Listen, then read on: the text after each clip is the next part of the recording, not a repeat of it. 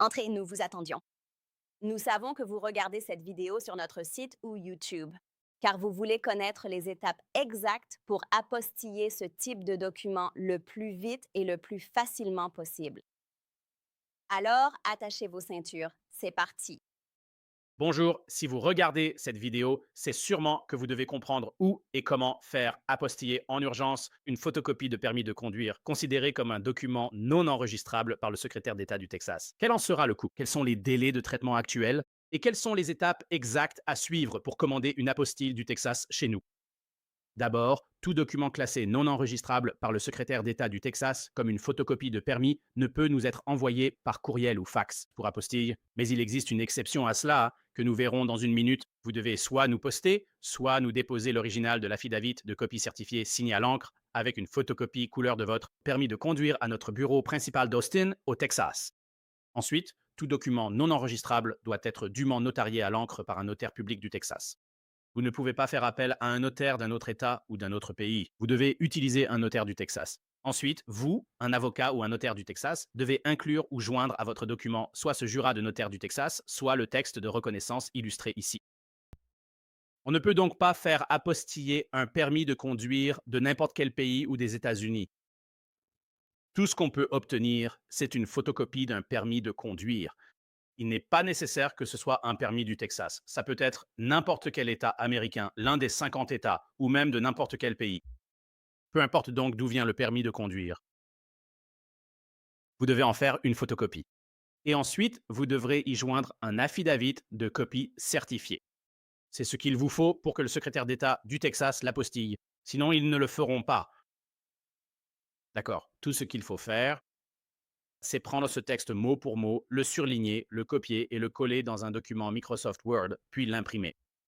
Ou plus simple, cliquez sur ce PDF et tout le texte que je viens de surligner sera téléchargé en format PDF. Ensuite, vous l'imprimez, ainsi que cet affidavit de copie certifié. Faites une photo ou une photocopie couleur de votre permis de conduire, de n'importe quel pays ou État américain.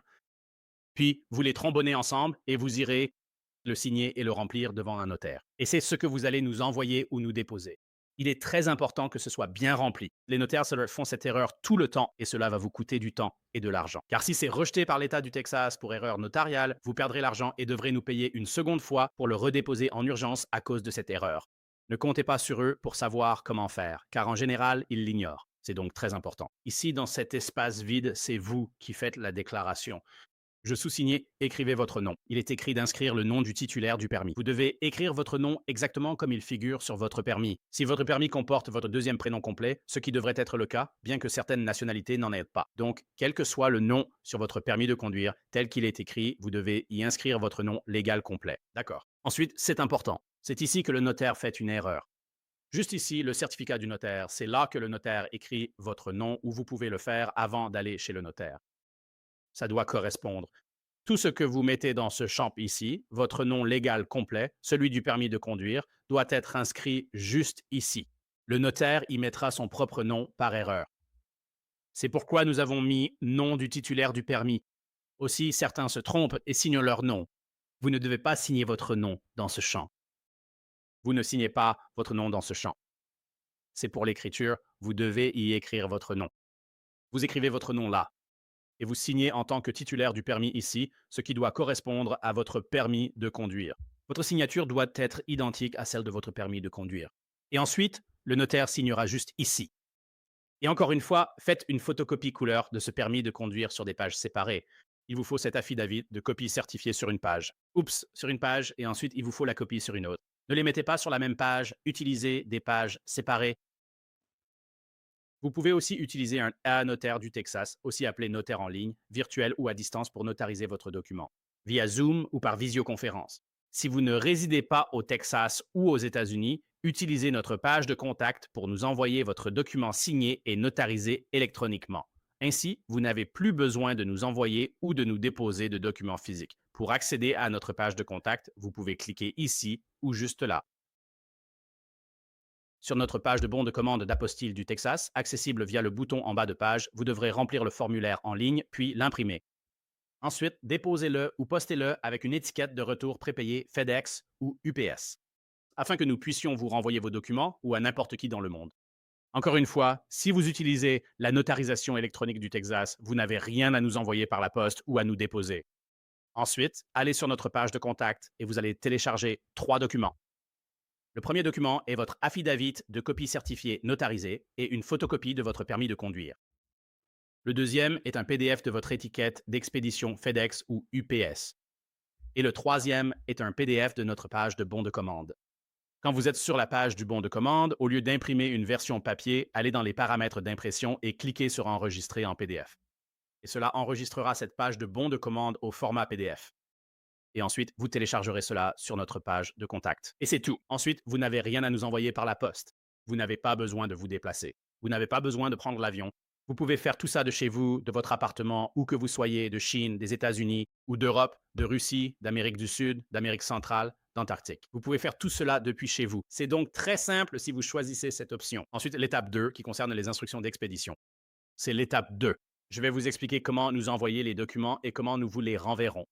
Donc, l'expédition aller-retour, comment créer les étiquettes d'expédition et ce que vous devez faire. Selon que vous fassiez apostiller un document d'État, un document fédéral ou d'ambassade, ou bien les trois si vous allez. Par exemple, dans un pays non membre de la HAI, vous devez passer par la légalisation ou l'attestation. Et s'il s'agit d'un document d'État comme un acte de naissance pour le Vietnam ou la Thaïlande, il faut le faire au Texas, puis au département d'État des États-Unis et enfin à l'ambassade de ce pays. C'est la troisième étape. Je vais donc passer tout cela en revue pour l'expédition. Pour nous faire parvenir vos documents, il n'y a généralement que 2 moyens. Le premier, qui est le plus simple et celui que nous recommandons à 99% des gens, c'est l'envoi express ou postal à notre adresse d'Austin indiquée sur le bon de commande et les instructions d'expédition. Ou si vous habitez dans la région d'Austin, vous pouvez nous déposer vos documents. Encore une fois, cela n'accélère pas le processus, comme vu à l'étape 3. L'envoi ou le dépôt n'accélère en rien le processus. Ce n'est pas un service sans rendez-vous. On ne délivre pas d'apostilles à notre bureau. Elles s'obtiennent au secrétariat d'État texan ou au département d'État à Washington, ou dans un consulat ou une ambassade étrangère. Et nous effectuons toutes les légalisations dans notre bureau de DSC auprès de toutes les ambassades ADC où se trouvent 99% des ambassades mondiales. Je vais donc vous expliquer ce que vous devez faire. Si vous nous envoyez vos documents par la poste, n'utilisez pas les services postaux. N'utilisez pas la poste des États-Unis. Ils perdent constamment des documents. Ils perdent des milliards chaque année pour une raison. Ils sont incompétents. Ils ne sont pas fiables. Ne les utilisez pas. Ne nous envoyez pas vos documents par la poste et ne nous demandez pas de vous les renvoyer ainsi, car le suivi est généralement horrible. Nous recommandons d'utiliser uniquement FedEx. Mais si vous voulez FedEx ou UPS, ou si vous êtes en Europe ou en Amérique latine, je sais que DHL y est très présent. Mais encore une fois, le plus fiable est celui que nous vous recommandons vivement, avec qui nous expédions des dizaines de milliers de documents chaque jour sur 6 continents, sauf l'Antarctique. Il s'agit de FedEx. C'est, et de très loin, le prestataire le plus fiable. Pour éviter que vos documents ne soient abîmés ou perdus, c'est le plus sûr et le moins cher pour les documents aux États-Unis. De loin. Je vais vous donner un exemple. Nous expédions à notre bureau de DC depuis Austin au Texas. C'est du centre du Texas jusqu'à l'autre bout du pays, au bord de l'Atlantique, à Washington, DC. Ça nous coûte 11 dollars, enfin 10,95 $ pour envoyer un document en 2 jours par FedEx à notre bureau de DC. Avec UPS, pour le même délai, c'est plus de 40 dollars. Avec la poste, c'est plus de 20 dollars, environ 23. C'est plus du double. Donc, pour l'envoi de vos documents importants, FedEx est bien moins cher qu'UPS, ou même que les services de la poste. Si vous voulez un envoi rapide en 1 ou 2 jours, peu de gens le savent, c'est seulement avec l'option FedEx One. Notre vidéo sur les pages d'expédition va détailler tout cela et je vais l'expliquer. Voici donc les liens sur lesquels cliquer. C'est une longue vidéo, encore 15 ou 20 minutes. Elle explique ce que FedEx ou UPS ne font pas sur leur site. Nous mettons à votre disposition des captures d'écran, ainsi qu'une vidéo détaillée pour vous expliquer comment générer un bordereau de retour prépayé sur fedex.com ou ups.com où que vous soyez. Peu importe où vous vivez, allez en ligne et créez votre étiquette d'expédition prépayée. Ensuite, imprimez-la et postez-la nous ou téléchargez et envoyez le PDF par courriel, seulement en PDF. Vous ne pouvez pas envoyer d'étiquette en Word, GIF, JPEG ou autre. Il faut le PDF original fourni par UPS ou FedEx. En cliquant sur ces liens, une vidéo et des captures vous montreront comment faire cela où que vous soyez. D'accord? Et pour l'international, il faut ce qu'on appelle une facture douanière ou un reçu de douane à remplir. Cliquez ici, celui-ci pour FedEx et celui-là pour UPS. On a déjà un modèle pré-rempli pour vous. Vous n'avez qu'à le compléter, puis signer et indiquer votre nom et la date. C'est tout. C'est déjà prêt. Selon le pays, ce n'est pas toujours requis, mais on vous demande de le faire par précaution. Si vous expédiez à l'international de vos documents des États-Unis vers un autre pays, par exemple, le Mexique s'en fiche un peu, mais faites-le quand même. FedEx n'est pas exigeant là-bas. Mais pour beaucoup d'autres pays dans le monde, pour passer la douane, vous devrez absolument avoir ce document, d'accord? Un autre point très important à respecter. Ne mettez surtout pas notre nom sur l'étiquette d'expédition. Je tiens à le répéter. Ne mettez ni notre nom, ni notre numéro de téléphone, ni même notre adresse postale sur l'envoi. Quand on vous le renvoie, il s'agit de l'expédition vers vous. Une fois que votre document a été apostillé et que vous voulez qu'il vous revienne ou qu'il soit transmis à un cabinet, un autre pays, un proche, un collègue ou une entité. Peu importe la destination choisie, c'est vous qui créez l'étiquette prépayée. Vous êtes l'importateur et l'expéditeur. Notre nom ne doit donc en aucun cas y figurer. Car si ça passe en douane, on sera facturé et ça nous coûte des centaines de dollars. Puisque cela ne nous appartient pas, nous n'allons rien du tout renvoyer, même si notre nom figure dessus. Considérez cela plutôt comme une enveloppe aux États-Unis, où en haut à gauche, vous indiquez l'expéditeur pour le retour. Si l'adresse est erronée et que la poste ne peut livrer, le courrier vous sera retourné. C'est ce qu'on vous demande. N'utilisez simplement pas notre adresse. Mettez n'importe quelle adresse, peu importe laquelle, celle d'un ami, d'un proche, d'un collègue ou d'une entreprise. Ça n'a pas d'importance. Mais ne mettez pas nos coordonnées. Encore une fois, mettez la vôtre. C'est ce que font les gens. Mettez votre adresse en destinataire et expéditeur. Par exemple, si vous expédiez, disons que vous voulez un retour en Europe. Si vous avez un proche aux États-Unis, utilisez simplement son adresse. C'est au cas où le document soit renvoyé, il faut une adresse de retour. Si ça passe par la douane, ils doivent pouvoir facturer quelqu'un si vous n'avez pas payé les frais de douane. Encore une fois, peu importe la raison, vous ne pouvez juste pas mettre notre adresse. C'est très simple. Et puis encore une fois, ces deux-là, si vous cliquez dessus, expliqueront ce que cela signifie sur la façon de faire. Quand vous allez sur FedEx ou UPS en ligne, ils vous demanderont d'où l'envoi est expédié. N'y mettez simplement pas notre adresse ou votre numéro de téléphone. C'est vraiment très simple. Les gens le font tous les jours. On dit que c'est impossible. Si vous pouvez, vous ne vous y prenez pas bien. Suivez nos instructions. Faites-le en ligne. N'allez pas dans un magasin FedEx ou UPS pour essayer de faire ça, car souvent ces gens ne savent pas de quoi ils parlent. Vous pouvez le faire en ligne. Nous le faisons chaque jour, depuis tous les pays du monde. Vous pouvez créer l'étiquette en ligne sans notre adresse, car encore une fois, vous créez l'étiquette en ligne et c'est vous qui payez. Pas nous. Nous ne faisons que le déposer chez FedEx, UPS ou DHL pour vous. Donc vous ne pouvez pas mettre notre adresse car alors nous, techniquement, aux yeux de FedEx, UPS ou DHL, nous devenons alors l'importateur. Nous sommes l'expéditeur. Voyez-vous que toute la responsabilité légale incombe à notre entreprise et notre politique juridique, notre politique d'entreprise, nous ne pouvons pas accepter cela. Alors ne mettez pas notre adresse sur les étiquettes d'expédition. Très important car nous ne l'expédierons pas, c'est une certitude. Nous ne le renverrons pas. Nous vous demanderons de nous envoyer une nouvelle étiquette d'expédition. Pour les envois internationaux, notre adresse, numéro de téléphone et nom ne doivent pas y figurer. À l'international, nous ne le renverrons pas.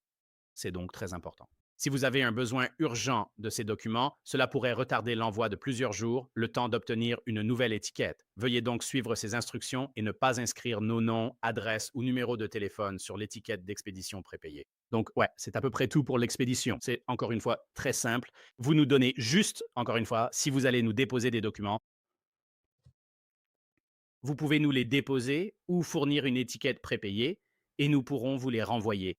Donc vous les déposez. Vous ne nous les envoyez pas par courrier, vous les déposez, mais souhaitez qu'on vous les renvoie. Beaucoup de gens font ça aussi. Alors vous allez en ligne, vous créez l'étiquette d'expédition. Lorsque vous vous rendez à nos bureaux d'Austin pour déposer vos documents, vous les recevrez le jour même ou sous 2 jours, comme nous le verrons à l'étape 3, selon le temps nécessaire au secrétaire d'État ou le gouvernement fédéral ou l'ambassade. Ensuite, nous vous le renverrons. Donc voilà, merci. C'est l'étape 3. Je vais passer en revue les tarifs actuels que nous proposons. Dans l'éventualité où vous souhaiteriez nous déposer des documents. Sachez que nos délais d'exécution actuels sont fixés à ce jour au 30 novembre 2025. Alors, Si vous allez nous transmettre ces documents, la procédure que vous devrez impérativement suivre, c'est d'imprimer notre bon de commande que vous remplissez directement en ligne en cliquant ici, juste là. En cliquant ici, vous irez sur notre page de bon de commande et c'est ce que vous allez remplir en ligne puis imprimer. Et il y a une autre vidéo là-bas qui expliquera comment faire, remplir le bon de commande et tout ça. Donc, si vous allez, encore une fois, si vous allez nous envoyer vos documents par la poste, ce que font la plupart des gens, vous imprimez notre bon de commande et vous l'envoyez avec vos documents comme nous l'indiquons à l'étape 2, vous nous l'envoyez. Si vous venez nous déposer vos documents en personne, ce qui n'accélère pas le processus, et je vais y revenir. Si vous les déposez à notre bureau d'Austin, qui est le seul point de dépôt, ni Houston ni Dallas, seulement Austin, vous pouvez y laisser vos documents. Donc, si vous habitez dans la région d'Austin, vous devez imprimer notre bon de commande et l'apporter avec vos documents. Et je vais maintenant passer en revue nos heures limites. Pour un service le jour même, cela signifie que nous déposerons vos documents légaux auprès du secrétaire d'État du Texas. Si nous recevons vos documents avant midi, heure normale du centre, du lundi au vendredi, hors jours fériés fédéraux ou d'État. Donc, dès que le secrétaire d'État est ouvert, et il ferme plus souvent que les seuls jours fériés. Comme pour le 4 juillet cette année, ils ont fermé le lundi suivant, le 4 juillet. Ce n'était pas un jour férié fédéral. Et ils ont fermé cette semaine, le mercredi avant Thanksgiving, ce qui n'était pas férié. Ou le Black Friday, ils ferment aussi. Pas un jour férié fédéral, mais ils ferment. Ils sont donc fermés 3 jours cette semaine et 3 jours pour Noël, c'est déjà annoncé. L'avant-veille de Noël, la veille de Noël non fériée au niveau fédéral. Dès qu'ils sont fermés, nous ne pouvons pas déposer vos documents. Sachez-le bien.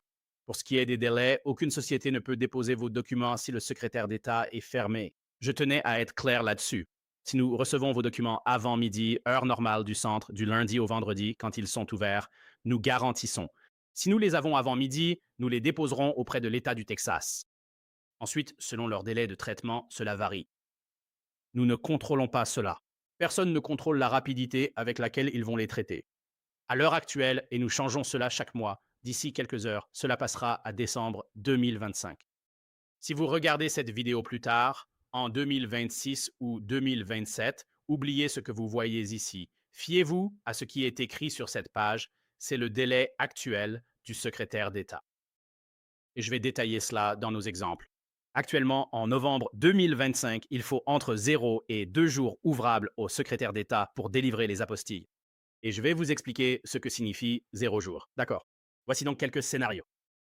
Si nous recevons vos documents par courrier ou dépôt avant midi, heure du centre, nous les déposerons. Il est alors possible, mais pas certain, que le secrétaire d'État délivre votre apostille le jour même. Le jour même signifie 0, c'est-à-dire que nous recevons votre document avant midi ce jour-là. Nous le déposons le jour même et ils peuvent le délivrer dans la foulée, et nous vous le renvoyons par courrier ce même jour. C'est ce qu'on appelle 0 jour, où cela pourrait prendre jusqu'à 2 jours ouvrables après le dépôt pour qu'il vous soit délivré. D'accord. Je vais donc expliquer nos exemples ici. Scénario 1. Nous recevons vos documents avant notre heure limite de midi, heure du centre, un lundi. Et nous le déposons le jour même. Le secrétaire d'État délivrera une apostille sur vos documents, soit le jour même, soit sous 0 jour. Il pourrait le faire le jour ouvrable suivant, ce qui fait 1 jour, ou en 2 jours ouvrables. Donc, dans le pire des cas, vous devriez le recevoir par courrier le mercredi. Il s'agit par conséquent du meilleur scénario possible si nous parvenons à recevoir votre document avant midi. D'accord. Deuxième exemple, si nous recevons votre document après midi, heure du centre, si vous l'envoyez par UPS, FedEx ou DHL vers 14 ou 15 heures, ou si vous le déposez au bureau entre 14 heures et 16h55, certains viennent juste avant 17 heures le déposer ce même lundi. Nous le déposerons le lendemain, nous ne pourrons le faire que le jour suivant. Nous le déposerons le jour ouvrable suivant et il pourrait le délivrer ce jour-là, c'est-à-dire sous 0 jour. Il pourrait le délivrer le jour ouvrable suivant, soit 1 ou 2 jours ouvrables. Ainsi, dans le pire des cas, nous le récupérons et vous le renvoyons le jeudi. Encore une fois, dans les deux cas, si on reçoit votre document un lundi avant ou après-midi, ce sera pour mercredi ou jeudi. Donc, vraiment, dans le pire des cas, sauf apocalypse, zombie, révolte d'orques ou invasion extraterrestre, si vous le faites lundi, il vous sera renvoyé le jeudi. Pire des cas, meilleur des cas, il peut vous être renvoyé dès le lundi. Voilà pour ce point. Et je ne saurais trop insister là-dessus. Si vous venez à notre bureau d'Austin, déposez vos documents en personne plutôt que de les poster n'accélère pas le processus. Peu importe qu'on les reçoive en main propre ou par courrier avant ou après-midi, le délai de traitement sera identique. Trop de gens ne lisent donc pas notre site, ne nous contactent pas et arrivent en pensant que ce sera fait le jour même. Et ce n'est pas possible car c'est le secrétaire d'État qui décide, c'est leur décision. Ils décideront s'ils le délivrent le jour même, le lendemain ou sous 2 jours. Alors, s'il vous plaît, sauf si vous habitez Austin, cela n'accélère rien, envoyez-nous simplement vos documents en express, comme expliqué à l'étape 2. D'accord. Et ces tarifs sont ceux en vigueur aujourd'hui. Ils pourraient changer l'an prochain, en 2026, 27 ou 28, selon le moment où vous voyez cette vidéo. Mais ne vous fiez pas à la vidéo, fiez-vous à ce qui est écrit juste ici. Peu importe ce qui est écrit juste là, juste là. Ce qui est affiché actuellement correspond aux tarifs en vigueur. Pour le premier document, si vous avez besoin d'une apostille du secrétaire d'État, c'est 95 dollars. Et cela inclut tous les frais de dépôt. Donc, ne nous faites pas de chèque, de mandat ou de chèque de banque. Ne nous envoyez pas d'argent pour les frais de dépôt de l'État. Et vous ne vous occupez pas de la paperasse. Ne nous envoyez pas le formulaire de l'État. Nous avons nos propres formulaires et nous payons les frais de dépôt. Ça fait 95 dollars sans taxe. C'est un forfait de 95 dollars. C'est tout ce que vous payez. C'est dégressif pour plusieurs. Voici un récapitulatif. Pour un document, c'est 95. Pour 2 documents à apostiller, simultanément, c'est 170, 3 pour 245 et ainsi de suite. Voici les tarifs de la liste, c'est affiché. Et chaque document supplémentaire coûte 75 dollars. Quand vous serez prêt à commander, cliquez sur ce bouton pour accéder à notre formulaire de commande. Pour les apostillés du Texas. Et encore une fois, c'est uniquement pour le Texas. Non, ce n'est pas pour les tarifs fédéraux ou d'entreprise. Les tarifs d'entreprise du Texas pour l'apostille de documents d'entreprise ou les frais d'ambassade. C'est spécifiquement et uniquement pour le secrétaire d'État du Texas et les documents du Texas. Donc les documents notariés par un notaire du Texas ou les documents émis par une entité du Texas, ville, État, comté ou gouvernement de l'État, comme un acte de naissance du Texas, de décès, de mariage, un jugement de divorce, un casier judiciaire, des chèques, un permis de conduire, des procurations, des choses comme ça. C'est donc la troisième étape. Merci.